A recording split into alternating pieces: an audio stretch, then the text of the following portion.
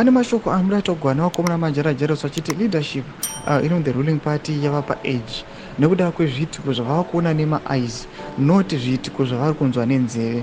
Vari vatora mashoko vachiti izvi tiri kuzvitaura noda kuti maobservations atiri kuonawo isu semaconcerned citizens, sevanhu vatoziva kuti leadership kana kuti utungamiri hwenyika yezimbabwe uri mumaoko evanhu ivavo. Sanapinda mashoko anobudanikwa pana vanana majarajairos ndipo kapai panokuti aiwa usatombononoka ubva wasubscribe like waturn the bell kuti chipinda payendo vanoposta mapictures amuri kuona ayo emaleaders enyika yedu yezimbabwe.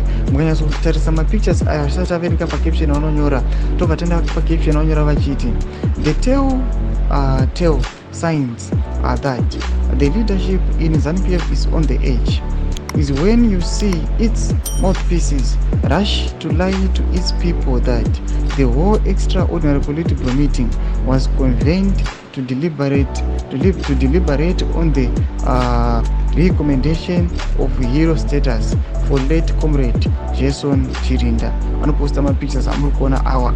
Nhau yake ari kutaura mashoko kuti aiwa tongona kutaura zvedu kuti aiwa nhau agenda yethe political meeting yakanga iri yekurekomenda kana kurangarira kana kuplana for the hero Jason Chirinda, but vataura mashoko kuti maleaders enyika yedu aiwa zvoratidza kuti there's something fishy chiri kuitika. Noda kuti mukanyatsotarisa mapictures ayo anoratidza kuti aiwa panoita sekunge pafiwa noda kuti havana mufaro sezvatinozimboziva vachimboita aiwa mafaro atozimboziva vachimboita maleaders edu, but panguva inoi zvoratidza kuti aiwa seems like pane bad news yaitika kana kuti kusafara kwavari kuita noda kuti haaziwo mafaces atoziva maleaders edu.